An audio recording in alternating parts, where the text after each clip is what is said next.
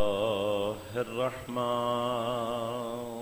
الرحيم الحمد لله الذي هدانا لهذا وما كنا لنهتدي لولا أن هدانا الله لقد جاءت رسل ربنا بالحق الصلاة والسلام على الرسول المسدد المصطفى الأمجد المحمود الأحمد أبي القاسم محمد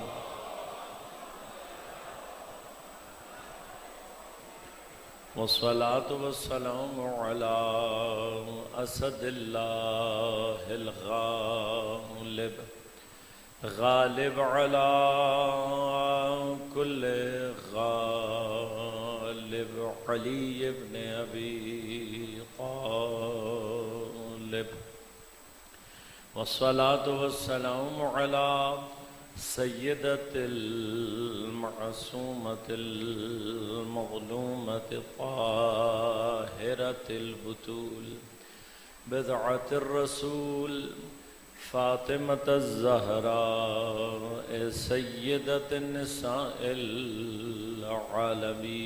العالمين والصلاة والسلام على الحسن المجتبى والحسين المظلوم وأهل بيته الطيبين الطاهرين المعصومين المظلومين المنتجبين المنتخبين لا سيما بقية الله في الأراضين روحي وأرواح العالمين لتراب مقدمه الفدا ولعنة الله على أعدائهم أجمعين أما بعد قال الله تعالى في كتابه الكريم بسم الله الرحمن الرحيم ذلك ومن يعظم شعائر الله فإنها من تقوى القلوب صلوات اللهم صل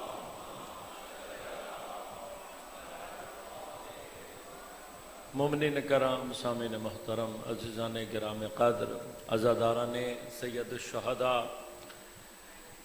اس سال کے عاشورہ محرم میں عشرہ اولیٰ میں شعائر اللہ اور مقصد کربلا کے عنوان سے ہماری گفتگو کا سلسلہ جاری ہے۔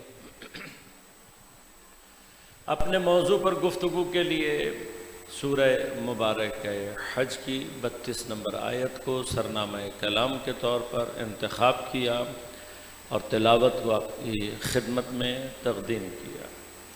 پروردگار عالم ارشاد فرما رہا ہے ذالک ومن یعظم شعائر اللہ، جس کسی نے بھی اللہ کے شعائر کی تعظیم کی، فإنہا من تقوی القلوب، یہ ان شعائر کی تعظیم کرنا ہی من تقوی القلوب دلوں کے تقوی میں سے ہے۔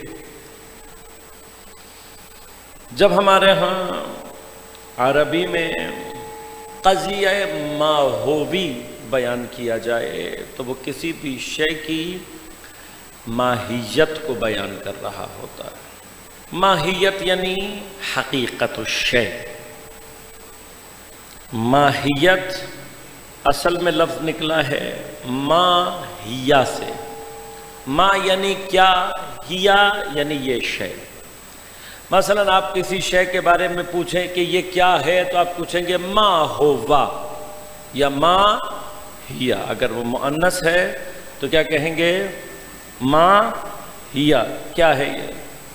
مذکر اگر لفظ ہے تو پھر کہیں گے ما ہوا، لہذا قضیہ ما ہو بھی یا قضیہ ماہی، ماہیت کو بیان کرنے والا۔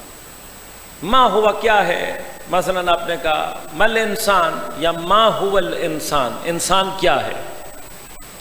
تو اب جو انسان کی حقیقت کو بیان کرے گا جملہ، وہ اس کی ماہیت کو بیان کر رہا ہوگا، یعنی اس کی حقیقت پر سے پردہ اٹھا۔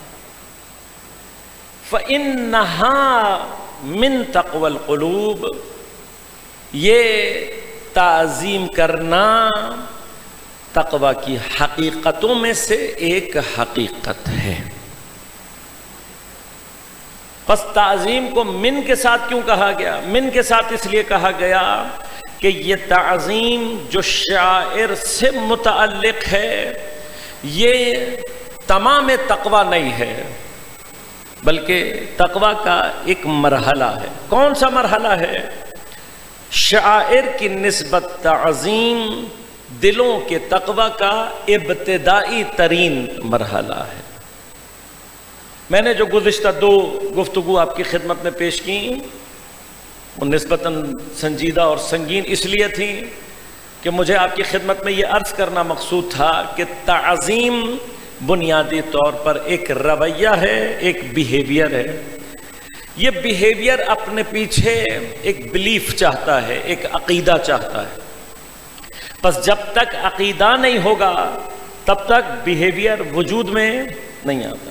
ثانیاً اسی طرح سے ہم ریورس میں چلتے ہیں، اگر ہم نے کسی عقیدے کو دریافت کرنا ہو تو اس سلسلے کو ہم بیہیویئر کے ذریعے سے دریافت کریں گے۔ میں نے کئی مرتبہ آپ کو اس بات کی مثال دی، ابھی بھی مثال دے چکا ہوں درمیان میں، کہ مثلا ہم نے کہا کہ ہمیں خدا کے علاوہ کسی سے ڈر نہیں لگتا۔ یہ ایک جملہ ہے، یہ ایک بات ہے، یہ ایک عقیدہ ہے جس کا میں نے اظہار کیا۔ اب واقعاً مجھے خدا کے علاوہ کسی سے ڈر نہیں لگتا، یہ میرے بیہیویئر سے پتہ چلے۔ اب یہ جو خوف کا بیہیویئر ہے، ڈرنے کا مسئلہ ہے، یہ جب تک میں کسی ایسے امتحان میں مبتلا نہیں ہوں گا تب تک نہیں پتہ لگے گا کہ میں واقعاً خدا سے ڈرتا ہوں یا کسی اور شے سے ڈرتا ہوں۔ لہذا مثلا ہمارے ہاں عام طور پر یہ ہوتا بھی ہے کہ کوئی یہ کہتا ہے بھائی میں یہ جنوں بھوتوں سے نہیں ڈرتا، ہاں اس کے لیے وہ کہتے ہیں بھائی اگر ایسا ہی ہے تو رات کو فلاں قبرستان میں مثلا چکر لگا کر آ جاؤ۔ اب یہ ہے امتحان۔ اگر یہ واقعاً خدا کے علاوہ کسی سے نہیں ڈرتا، اگر یہ واقعاً ان چیزوں میں سے کسی سے نہیں ڈرتا تو اس کے لیے کوئی فرق نہیں پڑتا، وہ جا سکتا۔ اسی طرح سے مثلا میں خدا کے علاوہ کسی سے نہیں ڈرتا لیکن اپنے باس کی غلط بات پر اس کے سامنے زبان نہیں کھول سکتا۔ اس طرح کے بہت سارے موارد ہیں کہ جہاں امتحان میں میرا بیہیویئر ہی مجھے بتا دے گا کہ میں تعظیم کی منزل پر ہوں یا نہیں۔ میں بھی اس منزل پر نہیں آیا ہوں لیکن ایک مثال دے کر تھوڑا تیزی سے آگے بڑھوں گا اور پھر دوبارہ اسی منزل کی طرف آؤں گا۔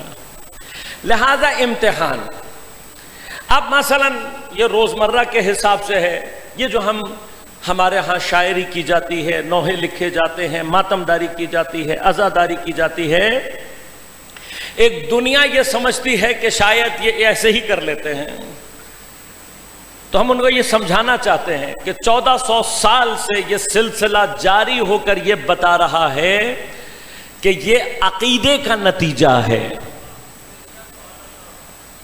جو ہماری مائیں ہمیں گھٹی میں پلاتی ہیں تب یہ صورتحال نکلتی ہے۔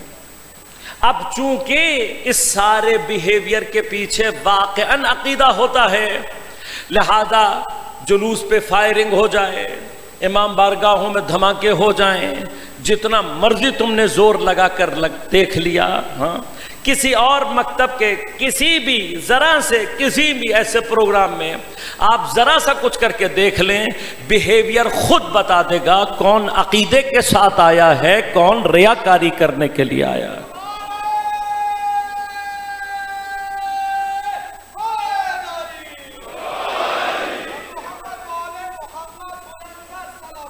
اللہم صلی اللہ۔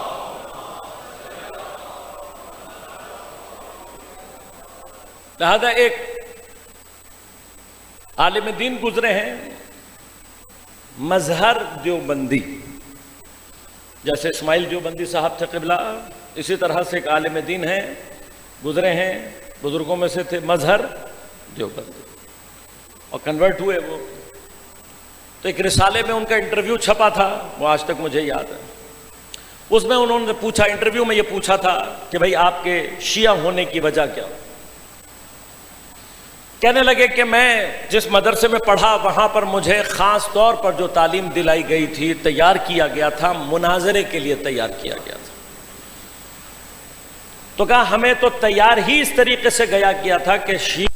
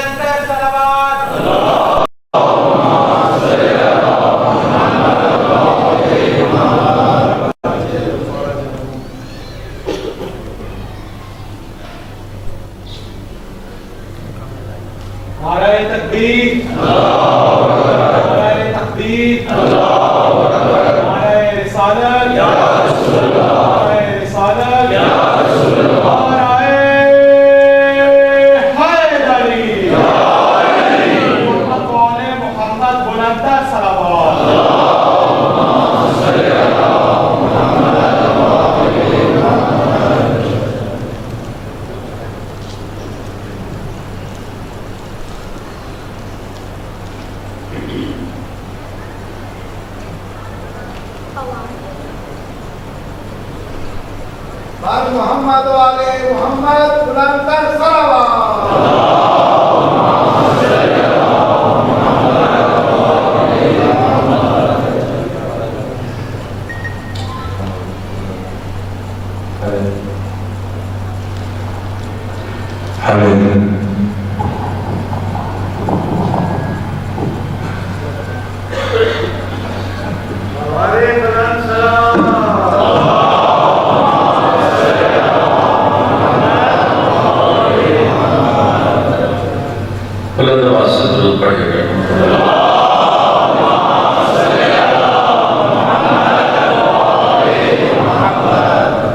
مولانا کا انٹرویو جو چھپا تھا، مولانا نے اس میں لکھا کہ ہمیں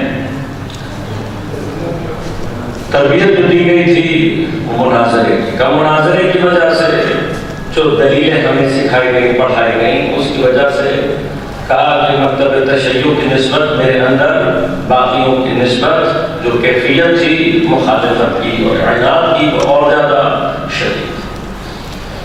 کہ اسی طرح سے ہوتے ہوتے ہم باہر ایک علاقے میں وہاں پلاننگ ہوئی، جیسا آج شاید آپ نے سنا بھی ہوگا میر پور ماتھیروں میں بھی اسی طرح سے جلوس کے اوپر دوبارہ یہی کارروائی کی گئی۔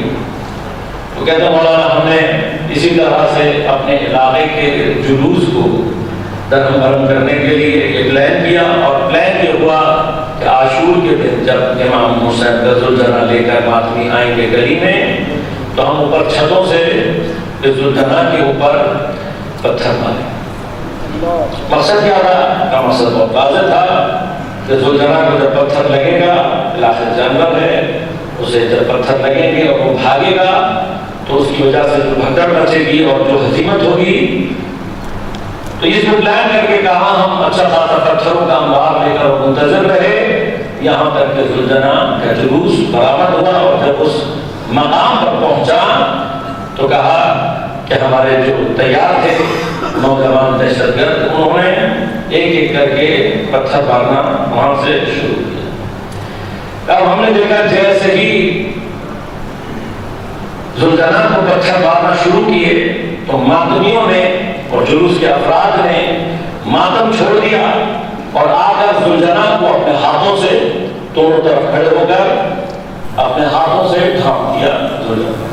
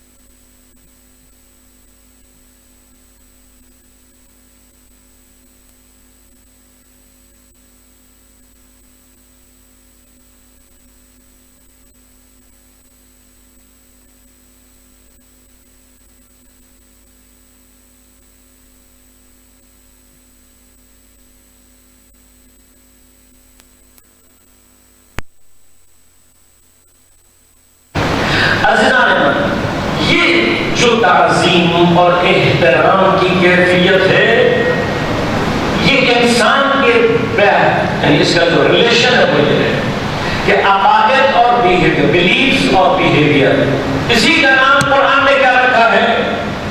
آمنوا وعملوا الصالحات۔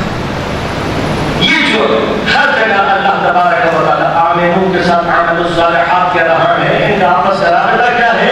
ایمان اور عمل صالح بنیادی طور پر یہی عقیدہ، بلیف اور بیہیویئر کا ریلیشن شپ ہے۔ لہٰذا عقیدے سے بیہیویئر صحیح ہوتا ہے، اور دوبارہ بیہیویئر ہی عقیدے کو مستحکم اور مضبوط بناتا ہے۔ لہٰذا ایک فیز میں ہمیں بچپن سے اپنے اوپر، اپنے ماحول سے، اپنے اندر یہ پریکٹس پیدا کرنی ہوتی ہے، اپنے بچوں کو سکھانا ہوتا ہے کہ ادب اور آداب اور تہذیب اور تعظیم کیا ہے۔ اس ادب اور آداب اور تہذیب اور تعظیم کے ساتھ اگر صحیح عقائد جڑ جائیں تو خود بخود آمنوا وعملوا الصالحات کی تفسیر تیار ہو جاتی ہے۔ اس مقصد کے لیے اللہ تبارک و تعالی نے اسی مقصد کے لیے فرمایا کہ شعائر اللہ کی تعظیم فإنها من تقوی القلوب۔ من کیوں کہا؟ اس لیے کہ شعائر کی تعظیم کا جو پہلا مرحلہ ہے وہ یہی پریکٹس ہے جو کہ آپ کے بیہیویئر کا حصہ بنتی ہے، لیکن جب آپ شعائر کی نسبت، پہلا مرحلہ کیا ہے؟ تعظیم۔ یہ جو ہمیں اور آپ کو بچپن سے سکھایا جاتا ہے، میں نے کل عرض کیا تھا، ماں باپ کی تعظیم، ماں باپ کا احترام پریکٹس ہے کہ جو اپنے ماں باپ کی اطاعت اور تعظیم کرنے سیکھ لیتا ہے وہ اس کو امام کی اطاعت اور تعظیم کرنا خود بخود آ جاتا ہے۔ لہٰذا میں عام طور پر یہ مثال دیا کرتا ہوں، شاید اس سے پہلے بھی دے چکا ہوں گا لیکن دہراؤں گا، کہ یہ تعظیم، یہ احترام، یہ اطاعت کی منزل کہاں کام آتی ہے؟ اس کا ظہور کہاں ہو رہا ہے؟ اس کا ظہور وہاں ہو رہا ہے جہاں جناب مالک کے اشتر فساد کے خیمے سے کچھ قدم کے فاصلے پر ہیں۔ یہ فساد کا خیمہ وہ ہے کہ جس نے پورے عالم اسلام میں وہ فساد مچایا ہے کہ آج اگر یہ خیمہ ڈھا دیا گیا فساد کا راستہ بند ہو جائے گا۔ یہ خیمہ بچا ہے تو یزید پیدا ہوا ہے، اس خیمے کی حیثیت یہ۔ اور حضرت مالک کے اشتر کچھ قدم کے فاصلے پر ہیں۔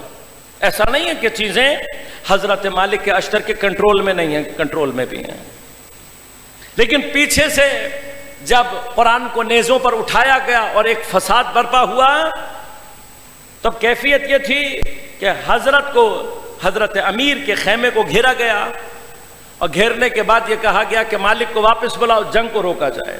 اب یہاں بہت ساری گفتگو ہے، بہت ساری باتیں ہیں، لیکن یقیناً وقت اور موقع نہیں ہے۔ اب حضرت امیر علیہ السلام خود بھی، یہ وہ تمام مقامات ہیں کہ جہاں پر زور اور زبردستی سے کام نہیں کرنا۔ کیوں؟ قرار نہیں، معجزات سے، زور سے، زبردستی سے۔ اور یہ کربلا کی بھی اصالت ہے، یہ کربلا کی بھی اصالت ہے۔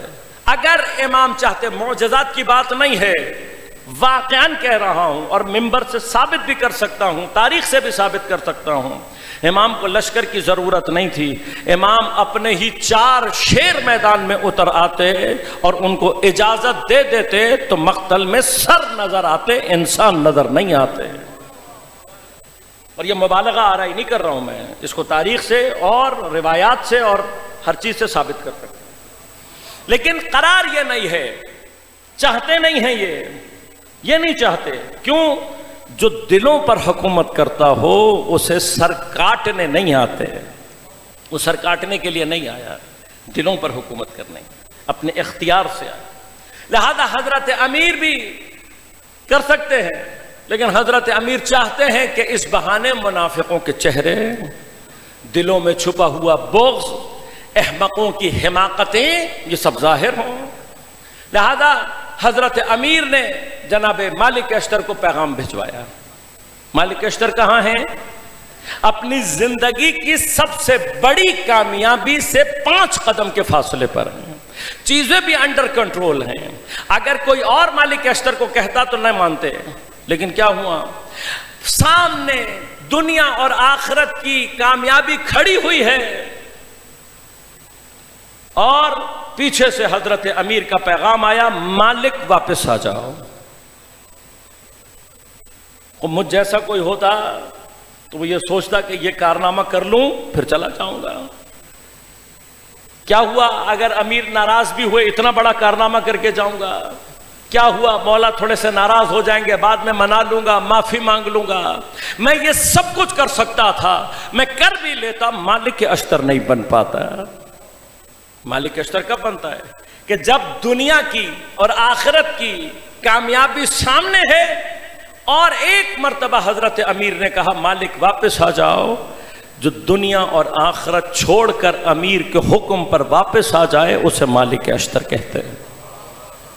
اب یہ جو مالک اشتر میدان میں کر رہے ہیں یہ 1 یا 2 دن میں نہیں آتا۔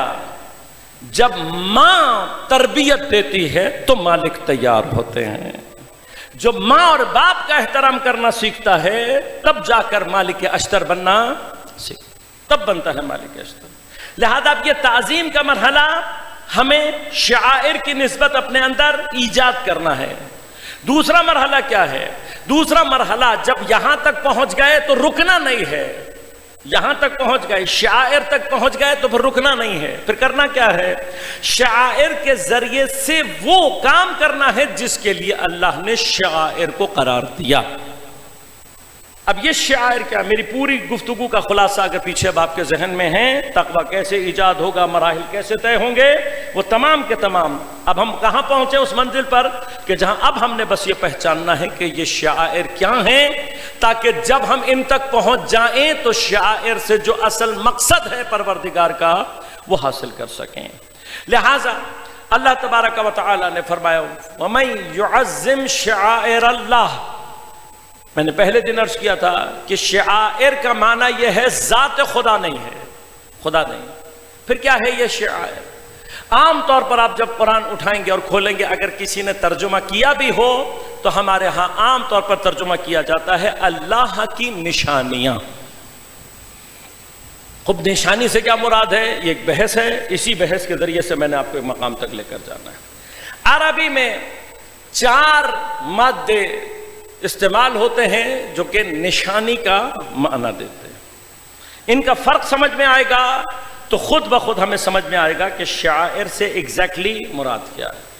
پہلا لفظ کہ جو عام طور پر نشانی کے لیے استعمال ہوتا ہے، اردو میں بھی استعمال ہوتا ہے، کامنلی استعمال ہوتا ہے، وہ لفظ ہے علامت، سائن۔ سنا ہوا ہے آپ نے لفظ علامت؟ علامت، علامت کا معنی کیا ہے؟ نشانی۔ دوسرا لفظ جو استعمال ہوتا ہے نشانی کا عربی میں وہ کہلاتا ہے آیت۔ لہذا یہ لفظ بھی آپ نے سنا ہوا ہوگا، قرآن نے بڑی کثرت سے استعمال کیا۔ زمین و آسمان میں ہر چیز کو اللہ تبارک و تعالیٰ نے اپنی آیات قرار دی۔ تیسرا لفظ جو عربی میں استعمال ہوتا ہے، اردو میں بھی استعمال کیا جاتا ہے لیکن کسی اور معنی میں، اردو میں عربی میں اس معنی میں جس میں اردو میں استعمال ہوتا ہے استعمال کیا جاتا ہے، لیکن حقیقی معنی مختلف ہے۔ وہ کیا ہے؟ وہ ہے لفظ دلیل۔ ہمارے ہاں دلیل عام طور پہ آرگیومنٹ کو کہتے ہیں، لیکن عربی میں آرگیومنٹ کو بھی کہتے ہیں، لیکن اصل میں دلیل نشانی اور علامت کو کہتے ہیں۔ اور جو چوتھا لفظ استعمال ہوتا ہے وہ لفظ ہے شعیرہ، شین عین یہ رے ہوتا، شعیرہ۔ شعیرہ کے معنی بھی کیا ہیں؟ علامت، نشانی۔ اب ان میں فرق کیا ہے؟ یہ فرق آپ کی خدمت میں عرض کروں گا، خود فرق کے ذریعے سے معلوم ہو جائے گا کہ شعائر کیسی نشانی کو کہتے ہیں۔ خب سب سے پہلی اور ابتدائی ترین چیز یہ ہے کہ یاد رکھیے گا کہ لفظ علامت نکلا ہے علم سے۔ علامت کا جو اصل مادہ ہے وہ کیا ہے؟ علم۔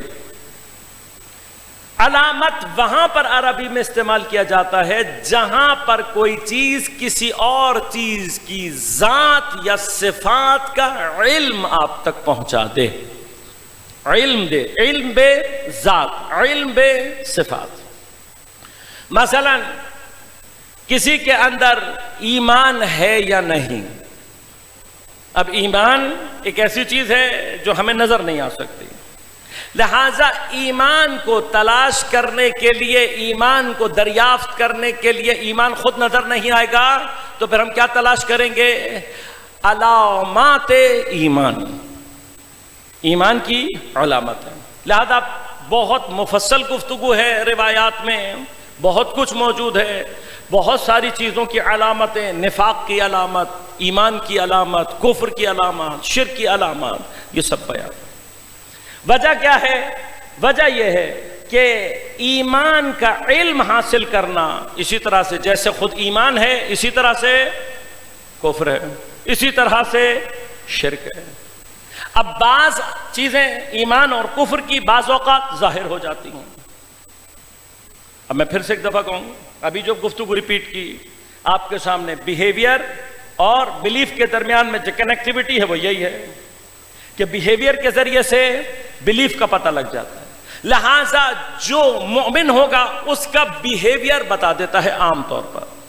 مشرک کا بھی بیہیویئر عام طور پر اس کے بیہیویئر سے آپ کو کافر کے بیہیویئر سے ہی آپ کو پتہ لگ جائے گا کہ یہ کیا ہے؟ کافر۔ مشکل کہاں پر آتی ہے؟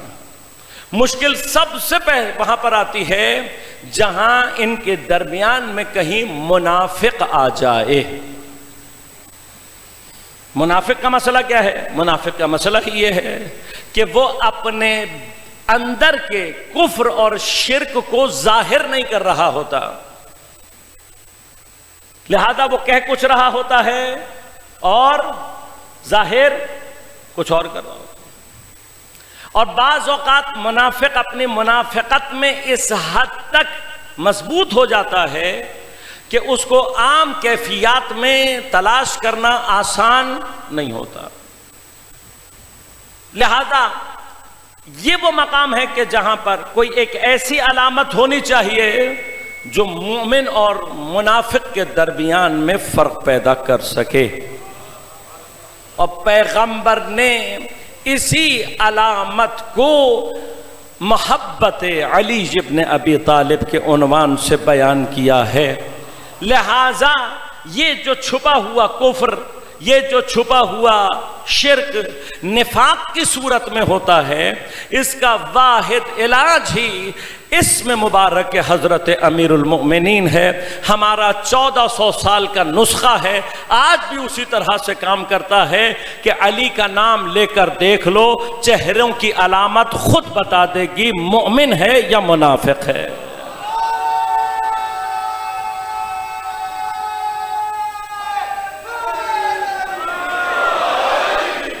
لیکن ایک مقام تیزی کے ساتھ طے کروں گا، آج آپ یقیناً تھکے ہوئے بھی ہیں، دیر بھی ہو چکی ہے اور بظاہر گرمی بھی ہے، لیکن کچھ وقت اگر زیادہ لے لوں تو معذرت کے ساتھ۔ روایت آپ کی چونکہ سنی ہوئی ہے لہذا تیزی کے ساتھ گزروں گا۔ امام عسکری علیہ الصلوۃ والسلام سے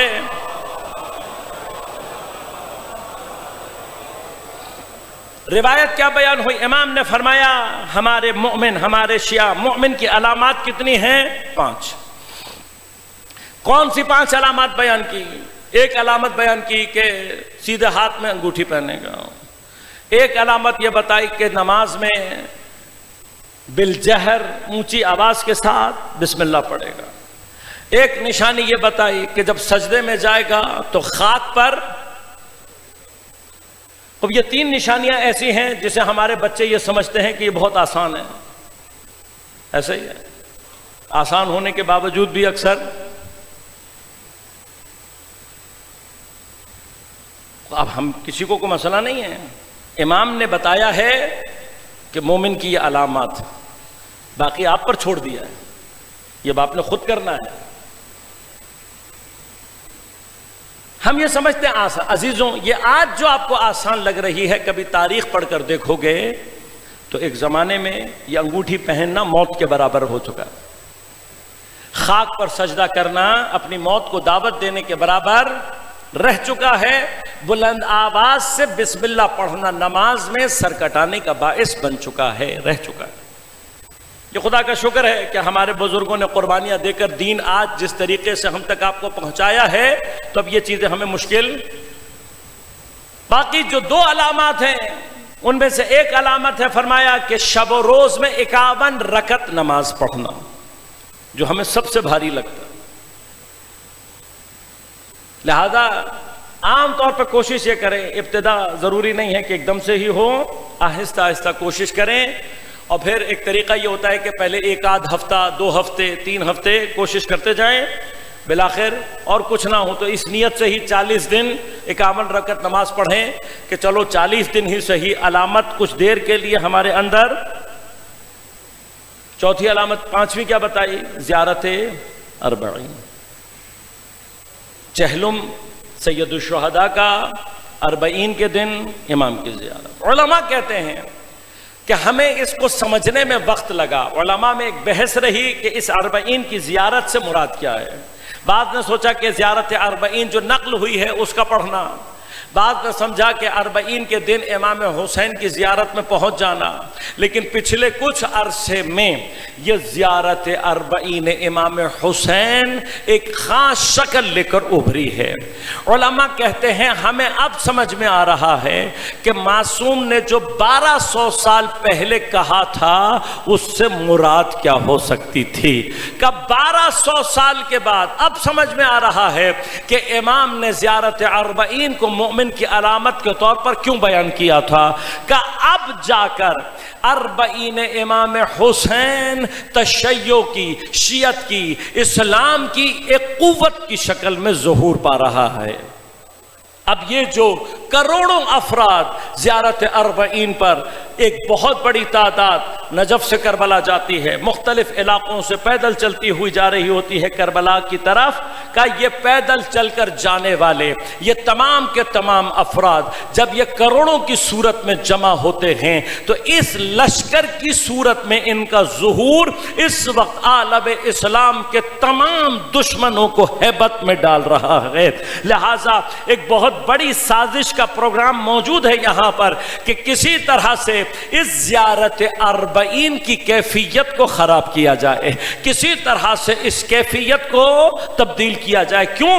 ہر سال بڑھتی ہوئی تعداد، یہ آپ کو اور ہمیں محسوس نہیں ہوتا، ہم اور آپ سمجھتے ہیں کہ شاید ٹی وی کے چینل پر نہیں آ رہا تو کوئی دیکھ نہیں رہا، یہ ٹی وی کے چینل پر نہ آنا ہی ان کے خوف کی سب سے بڑی علامت ہے۔ یہ سب سے بڑی علامت ہے۔ جو ہمارے پیدل چلنے سے اتنا ڈرتے ہوں، ہمارے اب نوجوانوں کو سمجھنے کی ضرورت ہے کہ جب اللہ ساتھ ہوتا ہے تو پھر یہ تو سادہ سا جلوس ہے۔ ابھی تو ہم ہتھیار لے کر میدان میں نہیں اترے، ابھی تو ہمارے زمانے کے امام نے اپنے لشکر کی صف بندی کی نہیں ہے، ابھی تو پردہ غیبت سے صرف ایک نگاہ لطف ہے کہ جس نے حضرت کے لشکر کی ابتدائی جھلکیاں دکھانا شروع کی ہیں، یہ ابتدائی لشکر کے اندر یہ ہیبت ہے۔ اب اس زیارت 40 کا فلسفہ اب سمجھ میں آ رہا ہے کہ کیا ہے، یہ وہ زمانہ ہے کہ جہاں پر یہ زیارت 40 اس لشکر کے ظہور کی شکل میں دشمنان دین اور دشمنان خدا کے دل میں ہیبت کو لے کر آ رہا ہے۔ لہذا اکثر بزرگان، خاص طور پر اکثر بزرگان، خواتین بھی بعض اوقات اور بعض اوقات بعض بچے بھی سوال کر لیتے ہیں، کہتے ہیں کہ مولانا 40 پہ چلے تو جائیں، لیکن 40 پہ رش بہت ہوتا ہے، ہم زری تک نہیں پہنچ پاتے، ویسے بھی رش بہت ہوتا ہے، ہم نہیں پہنچ پاتے، آرام سے زیارت نصیب نہیں ہو پاتی۔ تو میں نے کہا آپ کو اس کا مطلب 40 کی اس زیارت کا فلسفہ ابھی سمجھ میں نہیں آیا۔ فلسفہ کیا ہے، میں ایک مقدمے کے ذریعے سے عرض کروں۔ وہ مقدمہ یہ ہے کہ کربلا کے واقعات کے کافی عرصے کے بعد ایک شخص امام سجاد علیہ السلام کی خدمت میں حاضر ہوا،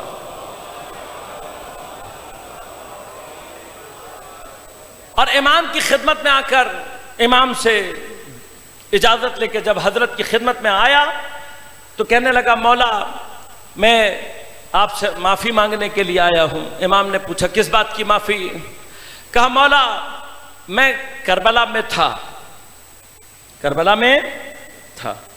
لیکن عمر 7 کے لشکر میں تھا، کہا مولا میں نے پورے کربلا میں کوئی ایسا کام نہیں کیا، نہ میں نے تیر چلایا، نہ تلوار، نہ پتھر، کچھ نہیں کیا، کوئی کام نہیں کیا، مولا کیا میں گناہگار ہوں؟ امام کی آنکھوں سے اشک جاری ہو گئے۔ امام نے رو کر کہا کہ تو جانتا ہے جب عمر سعد کے لشکر کی سیاہی بڑھ رہی تھی، اس سیاہی کے بڑھنے سے ہمارے بچوں کے دلوں میں رعب پیدا ہو رہا تھا، ہمارے بچوں کے دلوں میں، بالآخر بچے جو تھے بچے ہیں، ان بچوں کے دلوں میں بڑا لشکر دیکھ کر ہمارے بچوں اور بعض خواتین کے دلوں میں رعب کی کیفیت پیدا ہو رہی تھی۔ امام نے فرمایا کہ تو نے اپنے اس سر سے اس سیاہی میں جو ایک نقطے کا اضافہ کر کے اس رعب میں اضافہ کیا ہے، یہ تیرا گناہ چھوٹا گناہ نہیں ہے۔ میں تھوڑا سا اپنے بچوں کو اسی جگہ سے ایک چیز کی طرف متوجہ کروں گا، غور کیجیے گا۔ یہ مت سمجھیے گا کہ آج آپ جو سوشل میڈیا کے اوپر لائک کر رہے ہوتے ہیں، اسکرول کر کے چیزیں دیکھ رہے ہوتے ہیں، ان کا کوئی اثر۔ دوسری جانب بہت ساری تعداد ہے جو کہتی ہے کہ مثلا بہت سارے کام یہ چیز پوسٹ کرنے سے یا کچھ کرنے سے کیا ہوگا، نہ، سوشل میڈیا پر بھی اسی طرح سے ایک ایک قطرہ بعض اوقات پوری کی پوری جنگ کا حصہ بن جاتا ہے۔ لہذا بڑے احتیاط سے ہم نے جنگ میں وارد ہونا ہے، ایسا نہ ہو کہ ہمارے گناہوں کا پلڑا بھاری ہوا ہو اور نیکیوں کا پلڑا۔ لیکن یہاں سے ایک بات سمجھ میں آئی، وہ کیا کہ بعض اوقات لشکروں میں کیفیت کیا ہوتی ہے، ایک قطرہ بھی سیاہی کا، ایک نقطہ بھی سیاہی کا، اس کی کیفیت بڑھ جاتی ہے۔ بس یاد رکھنا آج زیارت اربعین کا فلسفہ یہی ہے۔ زیارت اربعین کا معنی یہ نہیں ہے کہ آپ اطمینان سے کھڑے ہو کر زیارت کر سکیں، انشاءاللہ مولا آپ کو اس کے علاوہ بلائیں گے، تمام تر اطمینان کے ساتھ آپ کو زیارت کا موقع دیں گے، حسین بہت کریم ہے، کوئی مسئلہ نہیں ہے، لیکن اپنی زندگی میں کم از کم ایک مرتبہ زیارت اربعین پر ضرور جاؤ۔ خود نہیں جا سکتے کسی اور کو بھیجو، کیوں؟ اس لیے کہ زیارت اربعین اس وقت اطمینان سے کھڑے ہو کر زیارت کرنے کا نام نہیں ہے، اس وقت زیارت اربعین زری سے لپٹ کر رونے کا نام نہیں ہے، بلکہ اس وقت زیارت اربعین اس لشکر مہدی کی سیاہی میں ان نقطوں کا اضافہ کرنا ہے، ان نقطوں کا اضافہ کرنا ہے جو آج حضرت امام کے دشمنوں کے دلوں میں رعب پیدا کر رہا ہے۔ لہٰذا اب زیارت اربعین صرف اتنی ہے کہ اپنا سامان اٹھاؤ، جیسے بھی پہنچ سکتے ہو پہنچو، پہنچنے کے بعد جب اس لشکر کی سیاہی کا حصہ بنو، اپنے قلب کو امام حسین کی طرف متوجہ کر کے کہنا، مولا آپ کے بیٹے کی خدمت میں آپ کے ذریعے سے سلام پیش کر کے یہ پیغام دے رہا ہوں، مولا آج آپ کے اس لشکر کی سیاہی میں اپنا سر لے کر آیا ہوں، صرف ایک نقطے کا اضافہ کرنے، کل جب آپ ظہور کریں گے یہی سر لے کر آپ کی خدمت میں حاضر ہوں گا۔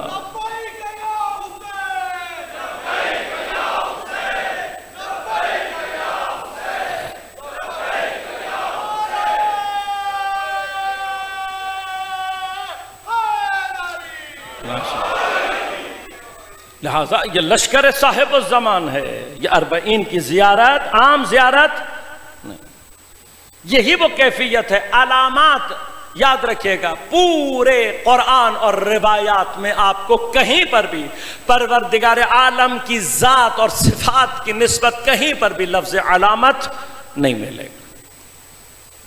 کہیں آپ کسی آیت میں، کسی روایت میں خدا کی کسی بھی ذات یا صفت کی نسبت لفظ علامت، کیوں؟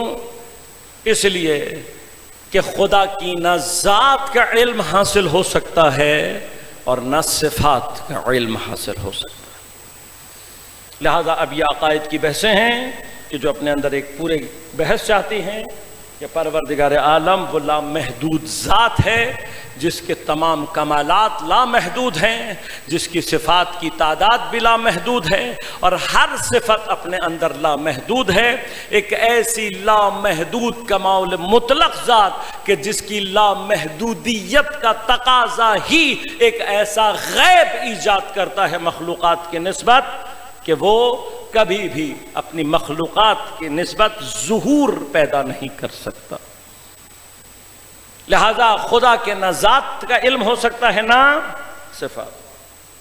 اسی لیے عزیزان من، اگر خدا اور ہمارے درمیان میں اہل بیت اطہار نہ ہوں، خدا کو پہچانا ہی نہیں جا سکتا۔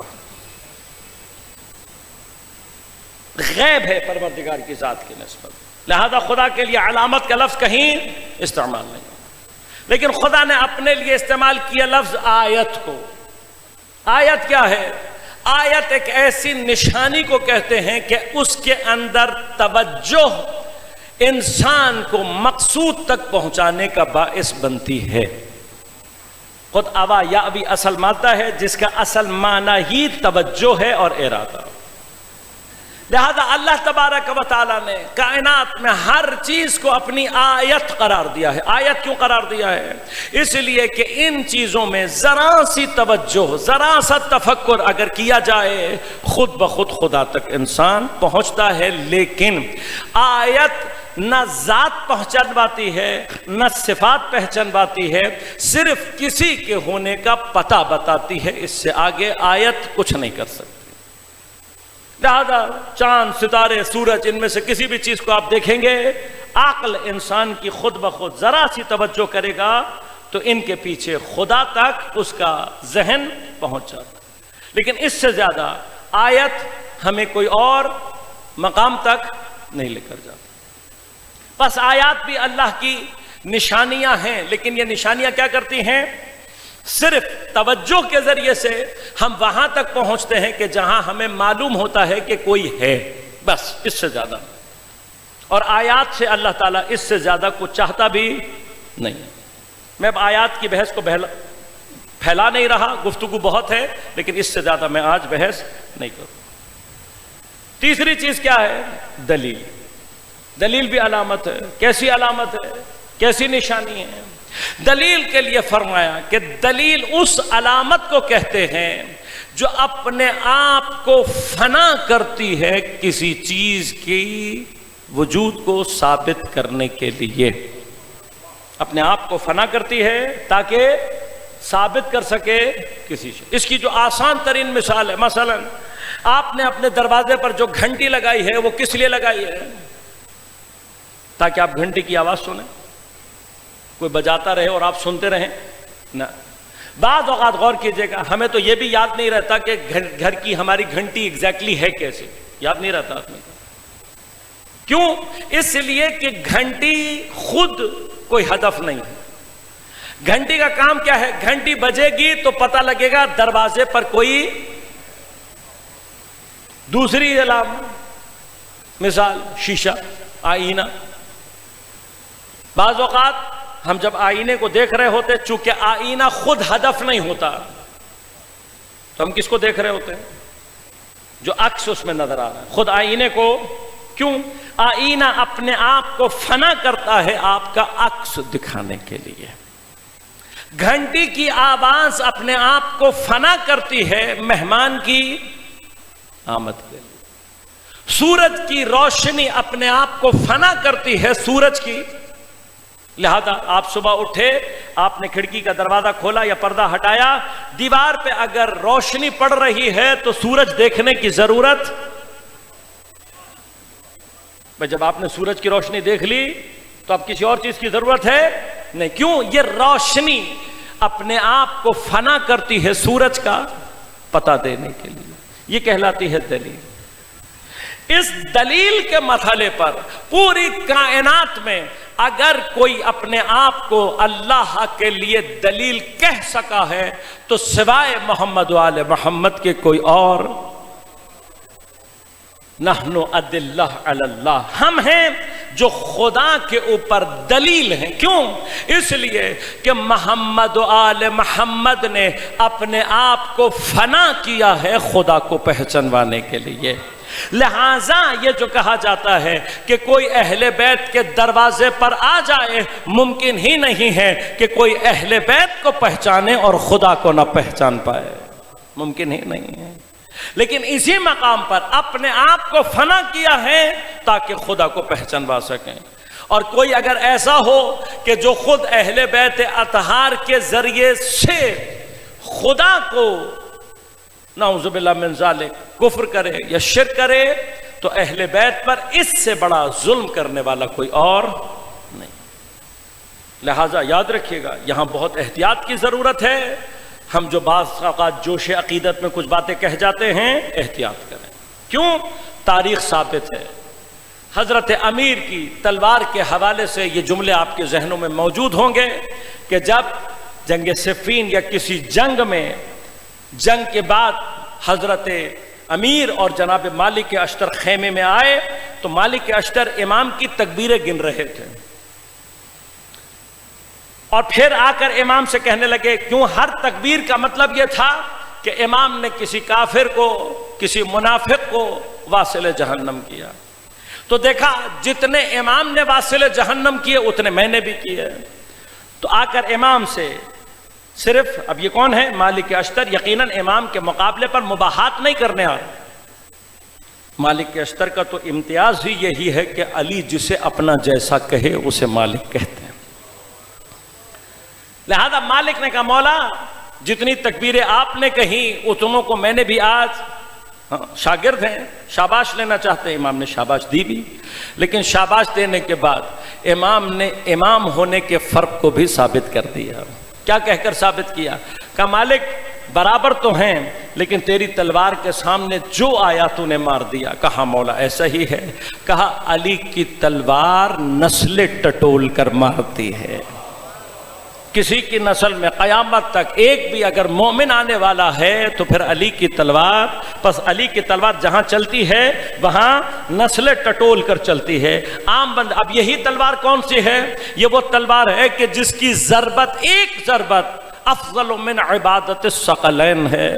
پس کوئی سوچ سکتا ہے کہ حضرت امیر کبھی بلا فضول، بغیر کسی وجہ کے اس تلوار کو ضرورت سے زیادہ چلا سکتے ہیں؟ اصلاً امکان نہیں، اصلاً امکان نہیں ہے. لہٰذا اب جا کر کبھی تاریخ کو پڑھیے گا کہ جنہوں نے حضرت کے سامنے حضرت کی ذات کو شامل کر کے شرک کرنے کی کوشش کی تھی، وہ بدبخت نصیر کہ جب اس نے یہ شرک حضرت کے سامنے کیا تو حضرت نے، تاریخ کہتی ہے، بعض روایات ہیں ہمیں، 70 مرتبہ حضرت امیر نے اسے زندہ کیا، پھر مارا، پھر زندہ کیا، پھر مارا. اب کوئی غلو کرنے والا کچھ اور کہتا رہے، لیکن یاد رکھنا علی کی تلوار فضول میں نہیں چلتی. میرے مولا نے اس بخت کو 70 مرتبہ مار کے صرف دنیا کو پیغام یہ دیا ہے، عام مشرک کے لیے علی کا غیظ ایک ضربت کے برابر ہے، لیکن کوئی اگر علی کی ذات کے ذریعے سے شرک کرے تو علی کی نفرت 70 گنا زیادہ ہے.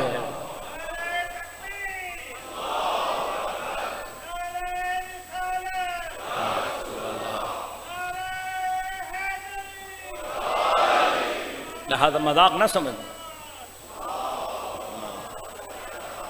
حضرت امیر اس چیز کو، اور یہی حضرت امیر کی عبد ہونے کی سب سے بڑی دلیل. علی اپنا دشمن برداشت کر سکتا ہے، خدا کا دشمن برداشت نہیں کر سکتا. لہذا دلیل، آخری منزل، اور بحث کو آپ کے لیے آج کی دن تباہ کروں گا. اسی دلیل، کیوں دلیل وہ نشانی ہے جو اپنے آپ کو فنا کرتی ہے مقصود کی خاطر. اسی بنا پر عربی میں دلیل کا ایک معنی ہے نقشہ. اسی دلیل سے عربی میں معنی لیا گیا گائیڈ کا. مثلا اگر آپ حرم میں جا کر نقشہ مانگنا چاہتے ہیں تو آپ ان سے کہیں گے این الدلیل، دلیل کہاں ہے، یعنی نقشہ کہاں ہے. لیکن اگر کسی ٹورسٹ کمپنی میں جا کر دلیل مانگیں گے تو وہ آپ کو نقشہ نہیں دے گا، کیا دے گا؟ گائیڈ دے گا، بندہ دے گا.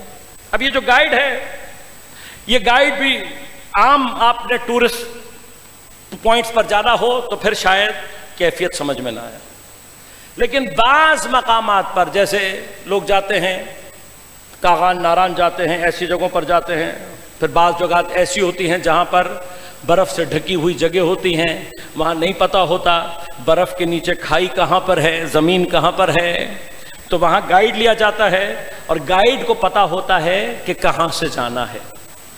اس سے زیادہ خطرناک سچویشن بتا دیتا ہوں آپ کو، ہمارے ساتھ گزری بھی، بعض دوست گئے بھی، اور جو گئے انہوں نے ہی بتایا، جس زمانے میں صدام ملعون واصل جہنم ہوا اور ابھی انتظامی امور حل نہیں ہوئے تھے تو بارڈر ایران اور عراق کا کھلا نہیں تھا، لیکن کیا ہوا تھا، سیکیورٹی بھی اتنی اچھی نہیں تھی، تو کیا ہوا، اس زمانے میں ایک بہت بڑی تعداد عاشقان امام حسین کی بارڈر ایریا سے بغیر ویزا کے زیارت کے قصد سے جاتے تھے۔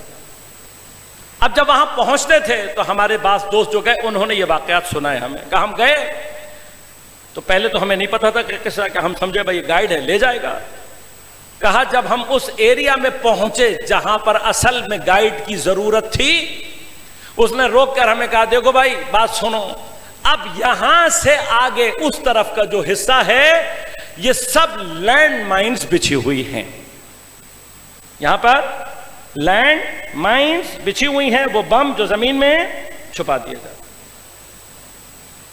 کہ اس کے بعد یہاں سے آگے اس مقام تک جو میں تمہیں دکھا رہا ہوں، جہاں میں پاؤں رکھوں بس وہاں پاؤں رکھنا،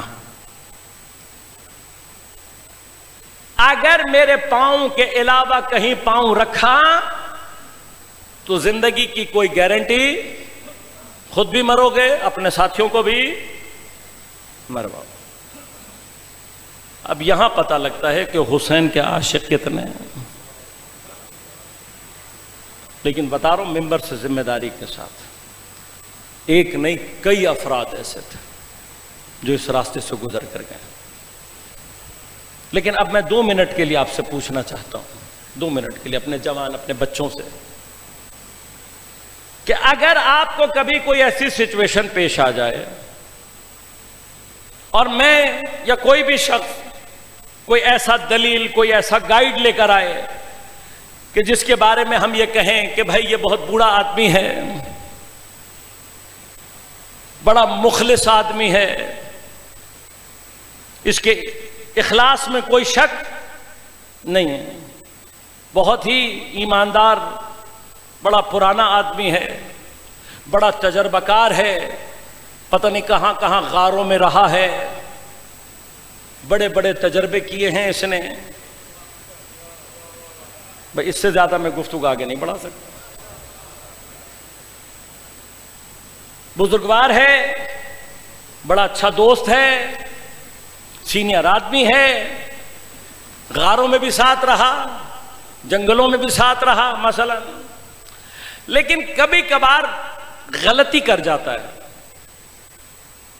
کتنے لوگ جائیں گے پیچھے؟ کوئی بھی نہیں جائے گا۔ کیوں نہیں جاؤ گے بھائی؟ اتنا تو ایماندار ہے، مخلص بھی ہے، بزرگ بھی ہے، دوست بھی ہے، غاروں میں بھی ساتھ رہا ہے، لیکن اگر غلطی کر جائے کوئی نہیں جائے گا۔ کیوں نہیں جائے گا؟ اس لیے کہ جان پیاری ہے۔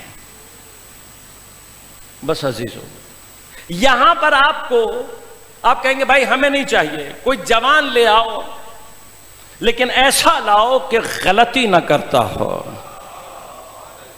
بوڑھا ہوگا محترم اپنی جگہ، ساری صلاحیتیں اپنی جگہ، سب سر آنکھوں پہ بھائی، لیکن جان کا مسئلہ ہے، ہمیں نہیں چاہیے۔ جوان لے آؤ لیکن ایسا لاؤ کہ جو غلطی نہ کرے۔ بس یاد رکھنا، جسے جان پیاری ہوتی ہے، جسے جان پیاری ہوتی ہے، وہ گائیڈ معصوم تلاش کرتا ہے، جسے ایمان اور اسلام پیارا ہوتا ہے وہ امام معصوم تلاش کرتا ہے۔ ہم کیوں امام معصوم تلاش کرتے ہیں؟ اس لیے کہ وہ امام چاہیے خدا کی طرف کہ جو غلطی نہ کرتا۔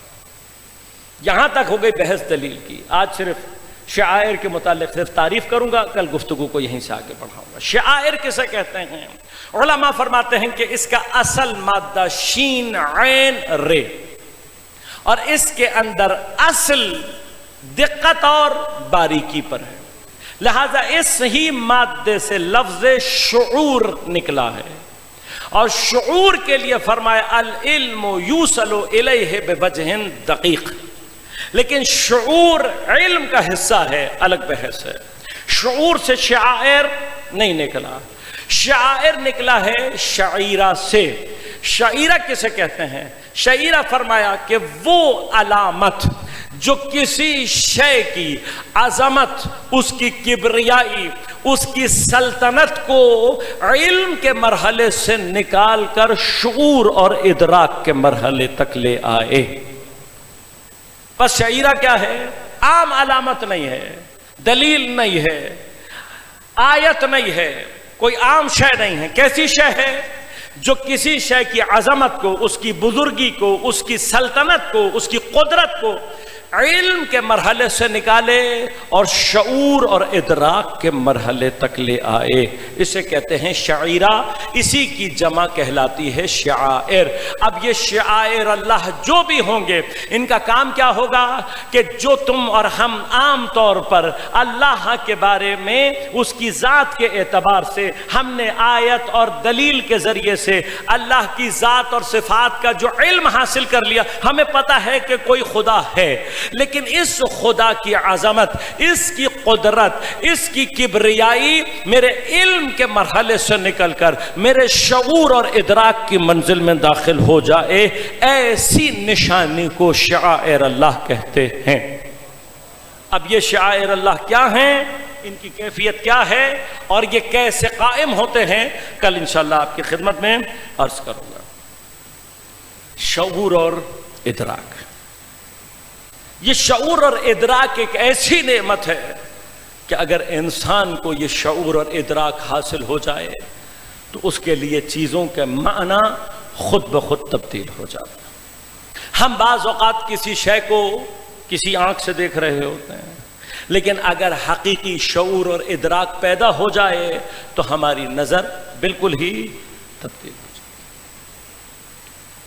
بچے کے لیے انجیکشن بری چیز، تکلیف ہوتی، لیکن اگر آپ اس بچے کو سمجھا دیں اچھی طرح سے کہ بچے یہ انجیکشن جو تمہیں لگ رہا ہے یہ تمہیں اس بڑی تکلیف سے بچائے گا، یہ تمہیں صحت دے گا، یہ شفا دے گا، تو بچے کی اگر شعوری کیفیت تبدیل ہو جائے، یہی بچہ آمادہ ہو جاتا ہے انجیکشن لگوانا۔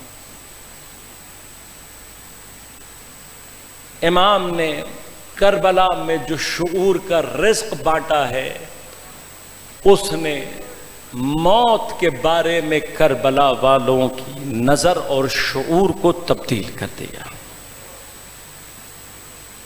ایک ایک چیز میں سر ہے امام حسین، لہذا کربلا میں اگر کوئی اور جملہ کہتا تو شاید ہم حمل کرتے کہ یہ شخص مثلا شعر کہہ رہا ہے، یہ شخص شاید استعارے سے کام لے رہا ہے، لیکن اس جملے کے لیے حسین علیہ السلام نے 13 برس کے قاسم کا انتخاب کیا۔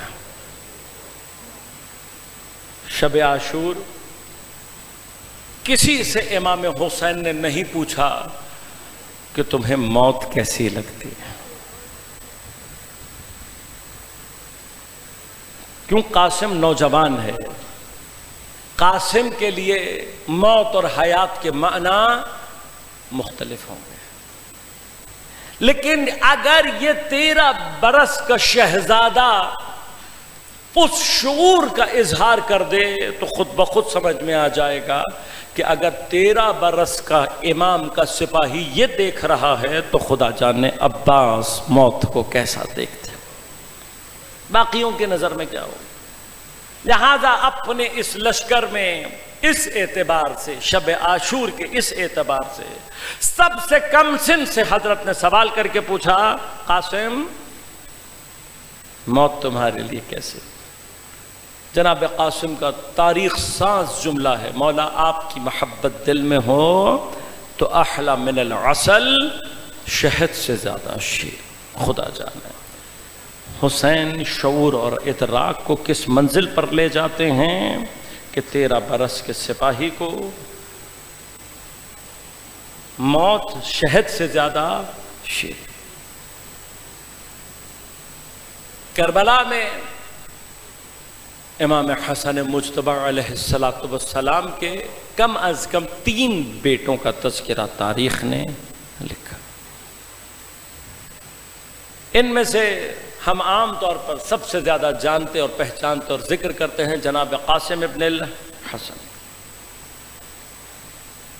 ایک بیٹے آپ کے جناب حسن مثنیٰ ہیں، امام حسن کا حسن بیٹا حسن مثنیٰ، دوسرا حسن۔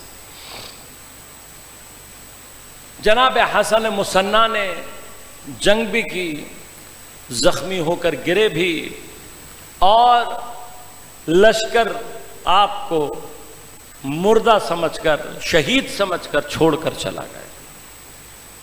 لیکن بعد میں کسی اور کاروان نے جب آ کر دیکھا تو حضرت کے اندر جب حیات کے آثار کو پایا، یا بعض کا یہ کہنا ہے کہ سر کٹنے سے پہلے آپ کی والدہ کے قبیلے نے آپ کو اٹھا لیا تھا، لہٰذا آپ اس مرحلے سے محفوظ رہے اور زندہ تھے۔ بعد میں صحت یاب ہوئے، اور صحت یاب ہونے کے بعد بنی حسن کے جتنے بھی انقلاب اور تحریکیں چلی ہیں ان سب کو ابتدا دینے والا امام حسن کا یہی بیٹا جناب حسن مثنیٰ۔ تیسرے بیٹے جناب عبداللہ ابن حسن۔ جناب قاسم 3 برس کے ہیں جب امام حسن شہید ہوئے، اور جناب عبداللہ کے بارے میں روایات کہتی ہیں کہ آپ اپنی والدہ کے بطن میں تھے، پیدا نہیں ہوئے تھے جب امام کو زہر دیا گیا۔ لہذا جناب عبداللہ کی عمر کو مقاتل نے 10 برس لکھا ہے، مقتل۔ حضرت 10 برس کے ہیں، جناب قاسم 13 برس کے۔ ان دونوں بچوں کو، یہ دونوں یتیم امام حسن ہیں۔ حسن مثنیٰ عمر میں زیادہ تھے، ایک 3 برس کا ہے اور ایک کچھ عرصے کے بعد پیدا ہوا۔ یہ 2 خاص طور پر یتیمان امام حسن وہ ہیں کہ جن کو امام حسین نے اپنے گھر میں اپنے بچوں سے زیادہ پیار کر کے پالا تھا۔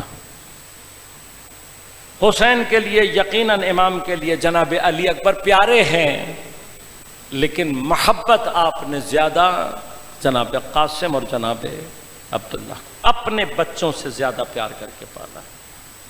لہذا یہ دونوں ہی شہزادے خود بھی امام حسین سے بہت شدید محبت رکھتے تھے، اور اسی شدید محبت کی وجہ سے ہمارے ہاں تاریخ میں کچھ چیزوں میں تسامح بھی موجود ہے، بیان میں تسامح موجود ہے، لیکن اگر مقتل کی روایات کو صحیح معنی میں بیان کیا جائے تو امام حسین کی شہادت سے بالکل پہلے کربلا کا آخری شہید عبداللہ ابن حسن۔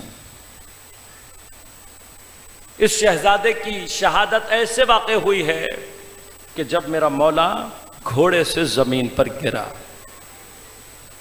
اور وہ سارا مرحلہ ہو چکا کہ جب امام کو تیروں اور تلواروں اور پتھروں سے مارا گیا، اور میرا مولا زمین کربلا پر اس طریقے سے گر گیا کہ اب کوئی طاقت امام میں نہ بچی تھی، اور شمر ملعون آگے بڑھا حضرت کو قتل کرنے کے لیے۔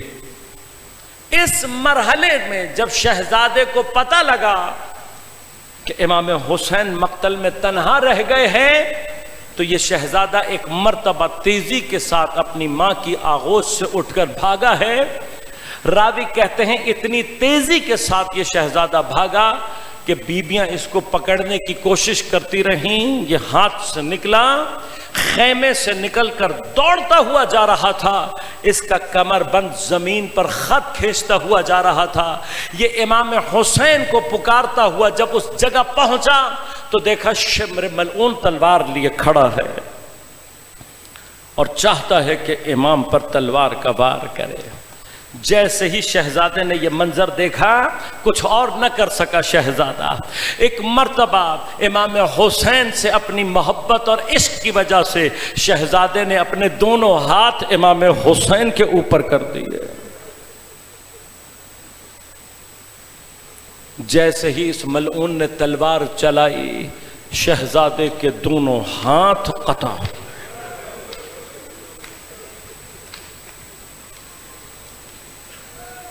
جیسے ہی امام نے عبداللہ ابن حسن کو تڑپتے ہوئے دیکھا، امام کو بہت شدید محبت تھی اس بچے سے۔ یہ واحد شہزادہ ہے جو امام حسین کو بچاتے ہوئے شہید ہوا۔ جیسے ہی امام نے اپنی آغوش میں لیا شہزادے نے تڑپتے ہوئے امام کی آغوش میں دم توڑ دیا۔ تاریخ کہتی ہے، مقاتل یہ کہتی ہے کہ وہ خون جو حضرت نے اپنے چہرے پر ملا ہے اسی عبداللہ ابن حسن کا خون تھا۔ ایک مرتبہ روتے ہوئے حسین نے عبداللہ ابن حسن کے خون کو لے کر اپنی داڑھی کو خضاب کرنا شروع کیا۔ امام جانتے تھے کہ اب میری شہادت کا وقت نزدیک آ گیا ہے۔ عبداللہ ابن حسن کے خون سے اپنی داڑھی کو خضاب کر کے ایک مرتبہ آسمان کی طرف دیکھ کر کہا، پروردگار میں حسین قیامت کے دن تیرے سامنے اسی صورت میں آنا چاہتا ہوں۔ یہ آخری شہید ہے جس نے اپنے آپ کو امام پر قربان کیا۔ لیکن جناب قاسم ابن الحسن وہ شہزادہ ہے کہ آیت اللہ جعفر شوشتری خصائص حسینیہ میں لکھتے ہیں کسی شہید کے اتنے امتیاز نہیں ہیں جتنے قاسم کے امتیاز۔ تمام شہداء میں امام کا جو سب سے زیادہ دلارا ہے وہ قاسم ہے۔ امام کو جس سے سب سے زیادہ محبت ہے وہ قاسم۔ لہذا عاشور کے دن امام نے کسی کو اتنی مرتبہ رد نہیں کیا جتنا قاسم کو رد کیا۔ اتنی مرتبہ رد کیا کہ بالآخر قاسم امام کے سامنے نہیں رو سکے، خیمے کی پشت پر جا کر گھٹنوں میں اپنا سر دے کر رونا شروع کیا۔ ابھی قاسم رو رہے تھے کہ ایک مرتبہ بازو پر بندھے ہوئے تعویذ کی طرف توجہ گئی۔ قاسم نے تعویذ کھولا، بابا کی بات یاد آئی، یہ کہہ کر باندھا گیا تھا، قاسم اگر زندگی میں کڑا وقت آ جائے تو بس اس تعویذ کو کھول لینا۔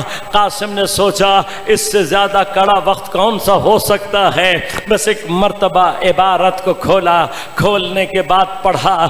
راوی کہتے ہیں روتے ہوئے قاسم کے چہرے پر مسکراہٹ نمودار ہو گئی۔ ایک مرتبہ وہ عبارت لے کر دوڑتے ہوئے امام کے پاس پہنچے ہیں۔ امام دیکھتے ہی سمجھ گئے کہ منزل کیا ہے۔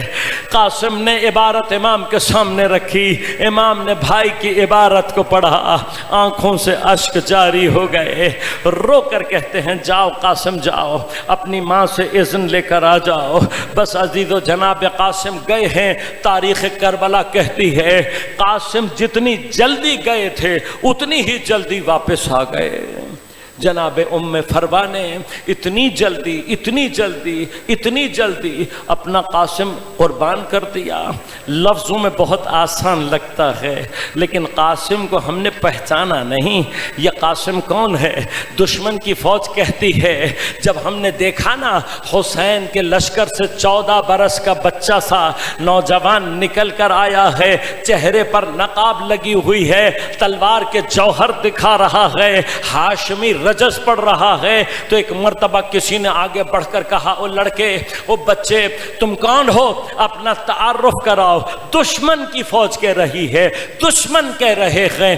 ہم نے دیکھا جیسے ہی اس نے اپنے چہرے سے نقاب اتارا، خدا کی قسم ایسا لگ رہا تھا جیسے چاند کا ٹکڑا زمین پر اتر آیا۔ اس چاند کی صورت سے نوجوان نے اپنے اپنا تعارف کرایا، مجھے قاسم ابن الحسن کہتے ہیں۔ بس ایک مرتبہ دل پر ہاتھ رکھ کر سوچو، جو قاسم دشمن کی نظر میں اتنا پیارا ہے، ماں کی نظر میں قاسم کتنا پیارا ہوگا۔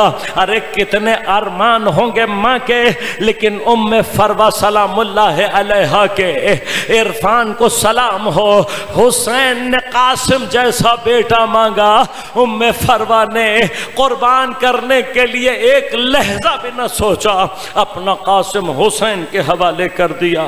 اب جب آئے ہیں جناب قاسم تو قاسم کا بدن کمزور ہے، کوئی زرہ قاسم کے بدن پر پوری نہیں آتی، کوئی خود قاسم کے سر پر پورا نہیں آتا۔ یہ واحد شہزادہ ہے جس کا ایک امتیاز یہ بھی ہے کہ بغیر زرہ اور خود کے جو میدان میں گیا، لیکن امام نے کیا انتظام کیا، امام حسن کا امامہ منگایا، کپڑے کے دو حصے کیے، ایک کو کفن کی طرح سے پھاڑ کر قاسم کے گلے میں ڈالا، دوسرے کا امامہ بنا کر قاسم کے سر پر رکھا۔ ادھر سے جناب قاسم کے پیر چونکہ رکاب میں نہیں پہنچتے تھے، رکابوں کو کاٹ کر اونچا کیا گیا، لیکن جب رخصتی کا وقت آیا، تاریخ کہتی ہے کسی کو اپنے سینے سے لگا کر حسین نے ایسا گریہ نہیں کیا جیسا قاسم کو سینے سے لگا کر گریہ کیا۔ ارے حسین اتنا روئے، اتنا روئے ہیں، بعض مقاتل نے لکھا کہ حسین بے ہوش ہو کر زمین پر گر گئے، اٹھایا گیا، پھر قاسم کو دیکھا، پھر رونا شروع کیا۔ ارے قاسم کو گھوڑے پر سوار کیا گیا، جیسے ہی قاسم کا گھوڑا چلا، حسین دوڑتے ہوئے قاسم کے پیچھے جا رہے تھے۔ ارے قاسم کو جدا کرنا حسین کے لیے بڑا سخت تھا۔ راوی کہتے ہیں قاسم کو روانہ کر کے جب حسین واپس آئے تو اپنی جگہ بیٹھے نہیں، بلکہ خیمے کے دروازے کے سامنے ٹہلتے جاتے ہیں، مقتل کو دیکھتے جاتے ہیں۔ ارے حسین نہیں بیٹھے تو پھر کوئی نہیں بیٹھا۔ جناب عباس بھی نگاہ کر رہے ہیں، حسین بار بار مقتل کی جانب دیکھتے ہیں۔ وہاں شہزادے نے جب ارزق شامی اور اس کے بیٹوں کو واصل جہنم کیا، ایک مرتبہ شمر نے چیخ کے کہا، ارے اسے بچہ نہ سمجھنا، یہ حسن کا بیٹا ہے، یہ علی کا پوتا ہے۔ ایک بڑے لشکر کو حکم دیا، لشکر نے دو جانب سے شہزادے پر حملہ کیا۔ ارے شہزادہ بڑی دیر تک جنگ کرتا رہا، لیکن کسی ملعون نے بھاری سا گرز لے کر ایک مرتبہ وار کیا۔ میرے مولا نے روک تو لیا، لیکن گرز آ کر پیشانی پر لگا۔ ارے سر پر خود نہ تھا، جیسے ہی پیشانی پر آ کر گرز لگا، حضرت کا سر پھٹا، پیشانی دوبارہ ہوئی، حضرت ایک مرتبہ چکرا کر زمین پر گرنے لگے۔ آیت اللہ جعفر کہتے ہیں ہر شہید نے امام کو گرتے ہوئے سلام کیا، لیکن قاسم کو امام سے اتنی محبت تھی کہ جب قاسم گرا ہے تو امام کو سلام نہیں کیا، بلکہ یہ کہہ کر آواز دی، کہا یا عمّا ادرکنی۔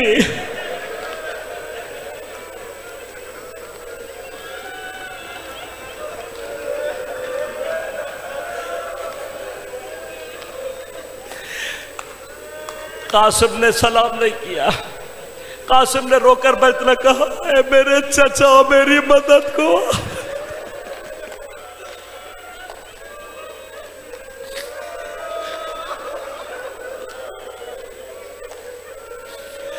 کربلا کے مقتل میں ایک جب چچا کی آواز گونجی نا عزیزو، چچا کی آواز گونجی، ایک طرف سے حسین بڑھے، دوسری طرف سے عباس بڑھے۔ تاریخ کہتی ہے ارے دونوں چچا اپنے بھتیجے کو پانے کے لیے ایسے لشکر پر ٹوٹے جیسے باز حملہ کرتے ہوں کا اتنا سخت حملہ تھا کہ ایک مرتبہ لشکر میں بھگدڑ مچ گئی، دو طرف سے حملے گئے، حیدر کے شیروں کے حملے گئے۔ ارے بھگدڑ جہاں مچی، حسن کا لال وہی زمین پر پڑا ہوا تھا۔ آیت اللہ قاہ جعفر شوشتری کہتے ہیں کسی شہید نے، کسی نے ایک سے زیادہ مرتبہ امام حسین کو نہیں پکارا، لیکن قاسم نے کئی مرتبہ امام حسین کو آواز دی۔ کہا جب بھی قاسم کے بدن پر گھوڑے کا سم لگتا تھا، بدن پر زرہ نہ تھی، ارے سم لگتا تھا، قاسم کا بدن کچلتا تھا، قاسم رو کر کہتے تھے یا عمّا ادرکنی، چچا مدد کو، چچا مدد کو۔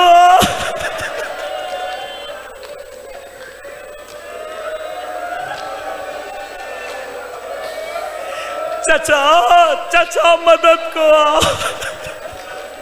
ایک وقت وہ آیا، قاسم کی آواز آنا بند ہو گئی، حسین نزدیک پہنچے تھے، خود کو ایک مرتبہ گھوڑے سے زمین پر گرایا، گٹھنیوں کے بل چلتے ہوئے حسین قاسم تک پہنچے۔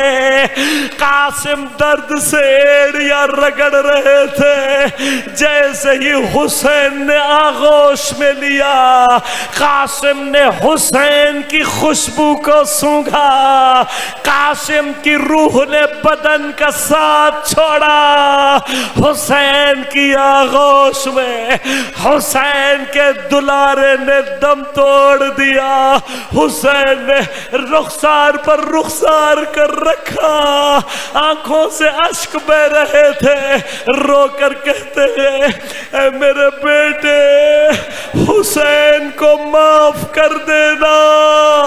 ارے حسین کو تجھ تک آنے میں دیر لگ گئی، مولا کتنی دیر لگی؟